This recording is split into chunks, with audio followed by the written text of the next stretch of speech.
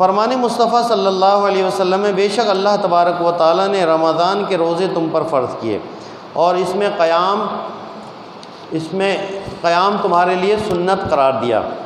رمضان مبارک میں جو شخص روزہ رکھے اور ایمان کے ساتھ حصول ثواب کی نیت سے قیام کرے یعنی تراویح ادا کرے تو وہ اپنے گناہوں سے ایسے نکل گیا جیسے اس دن نکلا تھا جب اس دنیا میں آیا تھا۔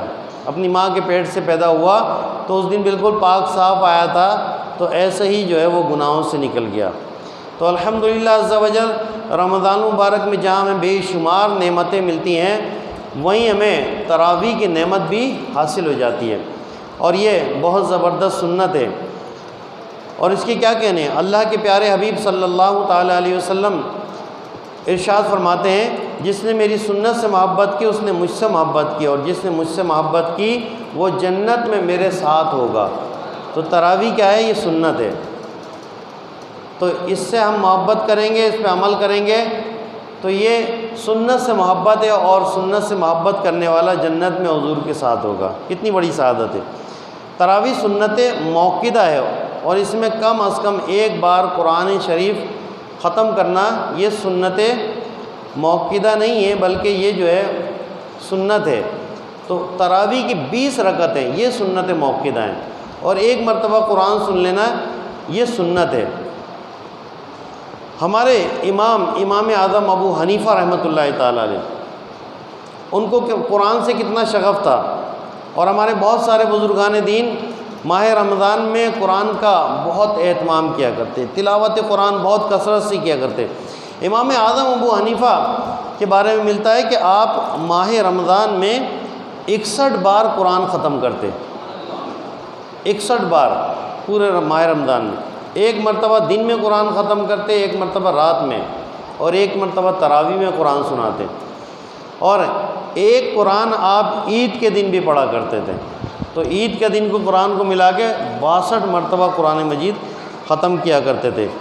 اور امام اعظم ابو حنیفہ رحمۃ اللہ تعالیٰ علیہ نے، چونکہ ہم ان کے مقلد ہیں، ہم حنفی ہیں، تو ہمیں ان سے عقیدت بھی ہے، محبت بھی ہے، اور ان کے مقام کو جب ہم سنتے ہیں تو ہمیں بہت خوشی ہوتی ہے کہ ہمارے امام کتنے صاحب تقویٰ اور پرہیزگاری والے تھے۔ آپ کے بارے میں ملتا ہے کہ آپ نے 30 اس طریقے سے 45 سال گزار دیے کہ عشاء کے وضو سے فجر کی نماز ادا کی، 45 سال۔ اور آپ کے بارے میں ملتا ہے کہ ایک روایت کے مطابق امام اعظم نے زندگی میں 55 حج کیے، 55 حج، اور جس مکان میں آپ نے وفات پائی اس مکان میں آپ نے 7000 مرتبہ قرآن پاک ختم کیا، 7000۔ زبان پہ تو بہت آسان لگ رہا ہے، لیکن پڑھنے بیٹھے تو پتہ چلے ایک قرآن ختم کرنے میں کتنا وقت لگتا ہے۔ تو یہ اللہ کے نیک بندے تھے، بڑی ان کی شانیں تھی۔ ابھی ایسا نہیں کہ دن رات قرآن ہی پڑھتے تھے، اب ہم سوچیں کہ دن میں ایک قرآن اور رات میں ایک قرآن پڑھ رہے ہیں، تراویح میں ایک قرآن سنا رہے ہیں، تو پھر دن رات قرآن ہی پڑھتے ہوں گے۔ ان کا کاروبار بھی تھا، تاجر بھی تھے، کپڑے کے تاجر تھے، اور صبح سے پڑھانے بیٹھتے تھے۔ تو ایک صاحب جو ہے انہوں نے اپنا ایک مشاہدہ بیان کیا کہ میں نے امام اعظم کی صحبت میں رہا تو میں نے دیکھا کہ آپ صبح سے فجر کے بعد سے پڑھانے بیٹھتے ہیں اور پڑھاتے رہتے، پھر جب رات ہو جاتی ہے تو چھٹی ہو جاتی ہے بچوں کی، طلباء کی، تو گھر چلے جاتے ہیں۔ اب جو ہے گھر سے کپڑے چینج کر کے آتے ہیں تو رات میں جو ہے قیام کرنے کھڑے ہو جاتے ہیں، پوری رات قیام کرتے ہیں، پھر چلے جاتے ہیں گھر، اور پھر گھر سے آتے ہیں پھر پڑھانا شروع کر دیتے ہیں۔ تو وہ کہتے ہیں کہ میں دن رات یہی مشاہدہ کرتا رہا، اب سونے کا ٹائم کب تھا یا کس وقت سوتے تھے۔ تو یہ امام اعظم ابو حنیفہ رحمۃ اللہ تعالیٰ علیہ کا مرتبہ اور مقام تھا۔ تو یہ آپ جو ہے پورے رمضان میں 61 مرتبہ قرآن پاک ختم کیا کرتے تھے۔ اچھا، تراویح جو ہے یہ سنت موقدہ ہے تراویح، اور اگر سارے لوگ تراویح پڑھنا چھوڑ دیں تو یہ سب جو ہے گناہ گار ہوں گے، اور اگر کچھ لوگ جماعت سے تراویح مسجد میں ادا کر لیتے ہیں تو یہ سب کی طرف سے ادا ہو جاتی ہے۔ لیکن 20 رکعت تراویح آپ کو چاہے آپ گھر میں ہوں یا کہیں بھی ہوں 20 رکعت تراویح آپ کو پوری کرنی ہے۔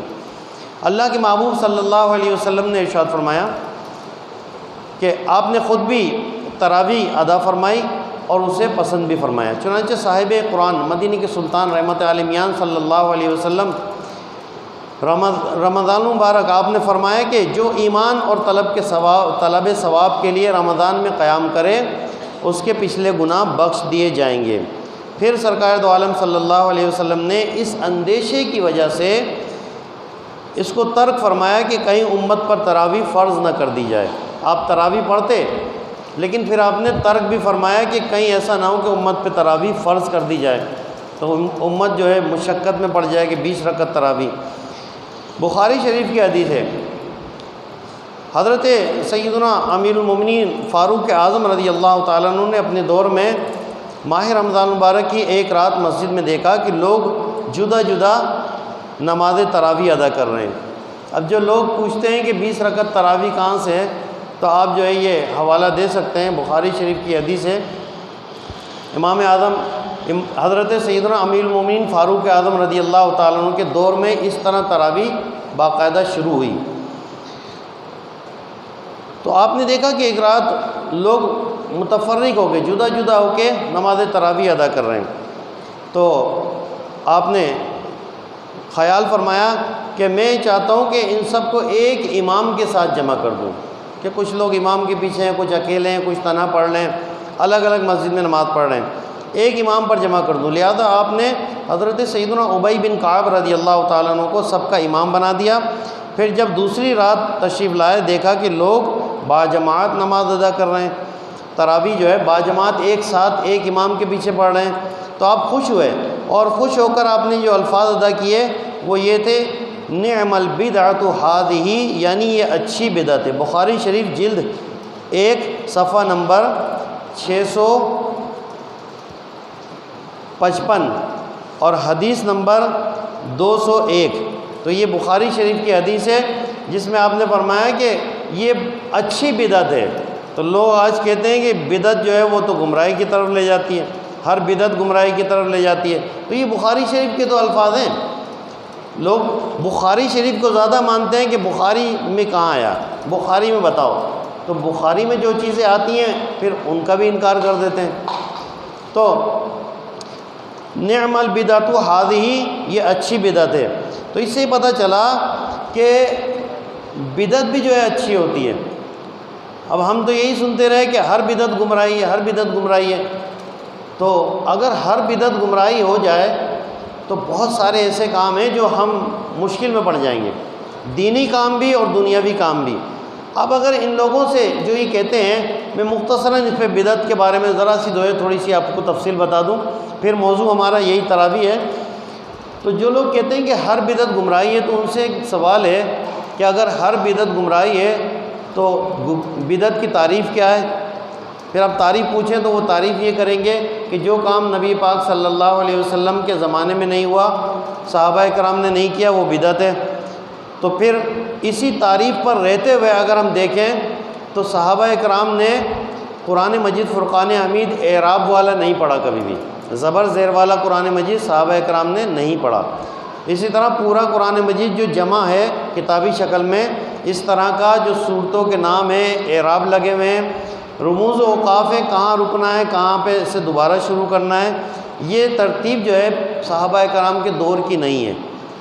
یہ حجاج بن یوسف نے یہ ساری ترتیب کی ہے، اور حجاج بن یوسف نہ وہ صحابی تھا اور نہ کوئی جو ہے صحابہ کرام کے دور میں تھا، تو وہ ایک تابعی تھا، وہ ایک گورنر تھا۔ حجاج بن یوسف بڑا ظالم و جابر گورنر گزرا ہے، اور کہتے ہیں کہ اس نے اپنی تلوار سے 1,00,000 لوگوں کو قتل کیا ہے۔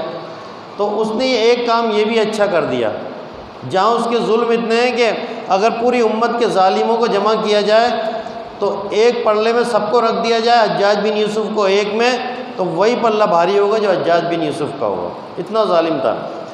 تو یہ بدعت ہے، لیکن اچھی بدعت ہے۔ اگر نہیں ہوتی تو ہم قرآن شریف کیسے پڑھتے؟ مسجدوں میں محراب ہے، محراب صحابہ کرام کے دور میں نہیں تھی، نبی پاک صلی اللہ علیہ وسلم کے دور میں نہیں تھی، مسجد نبی میں محراب نہیں تھی، بعد میں بنی ہے۔ عمر بن عبدالعزیز جو تابعی گزرے ہیں ان کے دور میں بنی ہے، تو یہ بھی بدعت ہے۔ آپ جس پتھر پہ بیٹھے ہوئے ہیں، مسجدوں میں ایسا پتھر صحابہ کرام کے دور میں ثابت ہے؟ کچی زمین، مٹی کی زمین، یہ چھت جو ہے صحابہ کرام کے دور میں ثابت نہیں ہے۔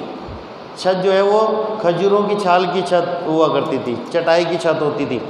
تو ایسے بہت سارے، اس پہ جو بہت تفسیری کلام ہو سکتا ہے، بہت ساری چیزیں ہیں۔ تو تراویح بھی جو ہے یہ بدعت ہے اور پوری دنیا میں رائج ہے، سارے مسلمان اس کو پڑھتے ہیں۔ تو فاروق اعظم رضی اللہ تعالیٰ عنہ نے اس کو رائج کیا۔ اب انہوں نے کیا اپنی مرضی سے رائج کیا؟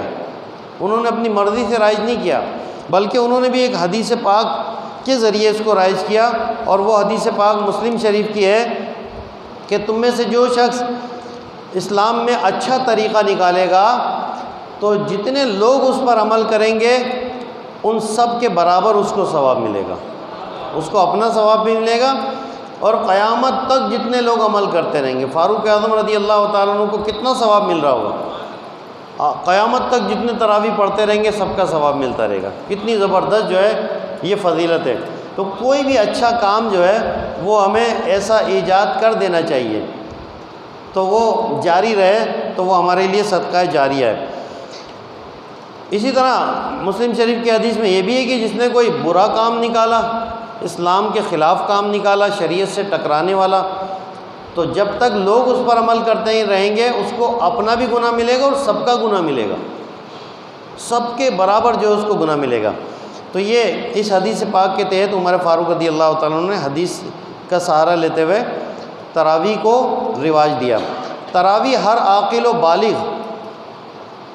اسلامی بھائی، اسلامی بہنوں پر سنت موقدہ ہے، در مختار، اس کا ترک جائز نہیں۔ تراویح کی 20 رکعتیں ہیں۔ سیدنا فاروق اعظم رضی اللہ تعالیٰ عنہ کے عہد میں 20 رکعتیں ہی پڑھی جاتی تھیں۔ تراویح کی جماعت سنت موقدہ علی الکفایہ ہے۔ اگر مسجد کے سارے لوگوں نے ترک کر دی تو سب کے لیے اسات یعنی برا ہے، اور اگر چند لوگوں نے جماعت نماز پڑھ لی تو تنہا پڑھنے والا جماعت کی فضیلت سے تو محروم ہو گیا لیکن گناہ گار نہیں ہوگا۔ تو اگر سارے لوگ ترک کریں گے تو پھر جو ہے سب گناہ گار ہوں گے۔ تو تراویح جو ہے اس کے مسائل کچھ مزید اور بھی ہیں کہ رمضان المبارک شریف میں وطر سے جماعت پڑھنا افضل ہے، مگر جس نے عشاء کے فرض بغیر جماعت کے پڑھے تو وطر بھی اب تنہا پڑھے۔ بہت سارے لوگ سوال کرتے ہیں جماعت چھوٹ جاتی ہے اب کیا کریں، وطر جماعت سے پڑھیں الگ پڑھیں؟ تو اگر جماعت سے نماز پڑھیے تو وطر بھی جماعت سے پڑھ لیں، اور اگر جماعت ترک ہو گئی ہے تو بہتر یہ کہ تنہا ہی پڑھ لیں۔ حضرت کعب رضی اللہ تعالیٰ عنہ تراویح پڑھایا کرتے تھے۔ حضرت سیدنا فاروق اعظم رضی اللہ تعالیٰ عنہ فرض اور وطر کی جماعت کرایا کرتے تھے۔ تو ایک امام اگر فرض پڑھائے اور وطر پڑھائے اور دوسرا امام تراویح پڑھائے تو یہ بالکل صحیح ہے۔ سیدنا فاروق اعظم رضی اللہ تعالیٰ عنہ کا بھی یہی طریقہ تھا کہ آپ فرض اور وطر پڑھاتے اور حضرت کعب رضی اللہ تعالیٰ عنہ وہ تراویح پڑھایا کرتے تھے۔ تو تراویح سے جو ہے یہ سنت موقدہ ہے، اور تمام لوگوں کو چاہیے کہ تراویح کو لازمی پڑھ لیں۔ ایسا نہ ہو کہ وہ تراویح، بعض لوگ جو ہے 6 روزہ 8 روزہ 10 روزہ 12 روزہ پڑھ لیتے ہیں اور پھر وہ سوچتے ہیں کہ ہم نے تو یہ پڑھ لی اب ہمارے اوپر سے تراویح ختم ہو گئی۔ تو ایک مرتبہ جو قرآن سننا تھا اس کی سنت انہوں نے ادا کر لی، لیکن تراویح ان کے اوپر ہے اور وہ آخری رمضان تک ہے، جب تک عید کا چاند نظر نہ آ جائے۔ 20 رکعت تراویح پوری پڑھیں گے۔ تراویح کا وقت عشاء کے فرض پڑھنے کے بعد سے صبح صادق تک ہے۔ عشاء کے فرض ادا کرنے سے پہلے اگر تراویح پڑھ لی تو نہ ہوگی، عشاء کے فرض سے پہلے تراویح نہیں ہوگی۔ وطر کے بعد بھی تراویح پڑھی جا سکتی ہے۔ کسی نے اگر وطر بھی پڑھ لی ہے تو وہ سوچے کہ اب میری تراویح رہ گئی تھی، میں نے جو ہے وطر پڑھ لی ہے، تو بعد میں بھی وہ تراویح کی اپنی رکعتیں پوری کر سکتا ہے۔ جیسا کہ بعض اوقات 29 کو رؤیت ہلال کی شہادت یعنی چاند نظر آنے کی گواہی ملی، تاخیر سے ملی، اس کے سبب ایسا ہو جاتا ہے کہ تراویح پڑھ لی جاتی ہے، تو اس میں کوئی مذائقہ نہیں ہے، وہ نوافل ہو جاتے ہیں اگر چاند نظر آنے کی اطلاع مل جائے بعد میں۔ مستحب یہ ہے کہ تراویح میں تہائی رات تک تاخیر کریں، اگر آدھی رات کے بعد پڑھیں تب بھی کراہیت نہیں، لیکن عشاء کے فرض اتنے مؤخر لیٹ نہ کیے جائیں۔ تراویح اگر فوت ہوئی تو اس کی قضا نہیں ہے، اسی رات تراویح کا ٹائم ہے عشاء کا ٹائم جو ہے، یعنی فجر سے پہلے پہلے اگر ختم ہو گئی تراویح، اس وقت جو ہے وہ چھوٹ گئی تو پھر اب وہ اس کی قضا اگلے دن نہیں ہے۔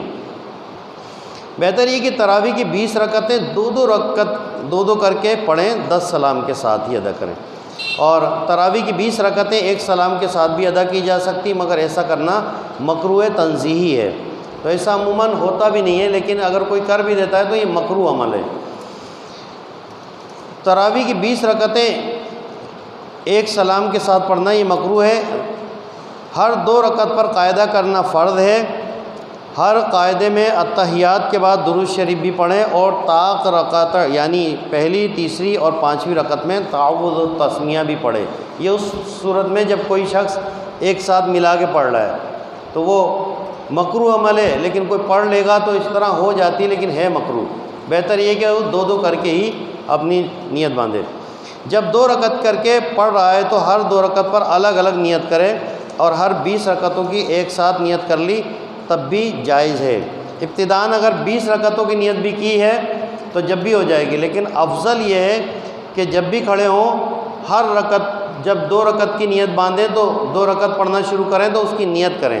میں نیت کرتا ہوں 2 رکعت نماز تراویح واسطے اللہ تعالیٰ کے، منہ میرا کعبہ شریف کی طرف، پیچھے اس امام کے، اتنا جو ہے زبان سے کہہ لیں یا دل میں یہ ارادہ کر لیں۔ اسی طرح رمضان شریف جو ہے ہم نے مسئلہ سنا تھا کہ ہر روزے کی نیت جو ہے الگ الگ ہے، پورے مہینے کی نیت ایک ساتھ نہیں ہو سکتی۔ تراویح کی نیت ایک ساتھ ہو سکتی ہے، لیکن رمضان کی نیت ایک ساتھ نہیں ہو سکتی۔ بلا عذر تراویح بیٹھ کر پڑھنا یہ مکروہ ہے، بلکہ بعض فقہاء اکرام کے نزدیک تو ہوتی ہی نہیں ہے۔ در مختار، تراویح مسجد میں باجماعت ادا کرنا افضل ہے، اگر گھر میں باجماعت ادا کی تو ترک جماعت کا گناہ نہ ہوا، مگر وہ ثواب نہ ملے گا جو مسجد میں پڑھنے کا ثواب ہے۔ عشاء کے فرض مسجد میں باجماعت ادا کر کے پھر گھر میں تراویح کا اہتمام کیا جائے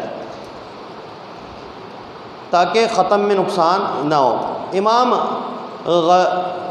اس کی جو ہے ایک جو اس میں وضاحت جو فتاوی عالمگیری میں لکھی ہے کہ پہلے جو ہے فرض مسجد میں پڑھ لی جائیں، پھر گھر میں اگر تراویح کا اہتمام کرتے ہیں تو تراویح کی جماعت ہو جائے گی، لیکن مسجد والا ثواب وہ پھر بہرحال گھر میں نہیں ملے گا۔ امام غلطی سے کوئی آیت یا سورت چھوڑ کر آگے پڑھ گیا تو مستحب یہ ہے کہ اسے پڑھ کر پھر آگے بڑھے۔ اگر الگ الگ مسجد میں تراویح پڑھ سکتا ہے، مگر جبکہ قرآن کریم میں نقصان نہ ہو، مثلا 3 مساجد ایسی ہیں ان میں ہر روز 100 پارہ پڑھا جاتا ہے، تو تینوں میں روزانہ باری باری جا کر پڑھ سکتا ہے، لیکن اس کو کنفرم پتہ ہونا چاہیے کہ آج میں نے یہاں پڑھا تھا تو وہاں کتنے پارے ہو چکے ہیں۔ اگر وہاں نکل چکے اگر 1-2 آیتیں بھی نکل گئی ہیں تو پھر اس کی سنت جو ہے وہ پوری نہیں ہو پائے گی۔ تو بہتر یہ ہے کہ ایک ہی مسجد میں پڑھ لیں، لیکن الگ الگ بھی پڑھیں گے تو ہو جائے گی، لیکن یہ ہے کہ ایک ہی 100 پارہ، اب کہیں ایسا ہوتا ہے کہ 100 پارہ انہوں نے نہیں پڑھا، تھوڑا رہ گیا یا زیادہ پڑھ دیا، کبھی 1.5 پارہ بھی ہو جاتا ہے، تو اگر 1.5 پڑھ لیا تو پھر ایسی جگہ پڑھ لیں جہاں پہ 1.5 نہیں ہوا ہے تو وہاں تو صحیح ہے، لیکن جہاں اس سے آگے چل رہا ہے تو پھر وہاں پر بہتر نہیں ہوگا کہ اس کا پورا قرآن سننا نہیں ہوگا۔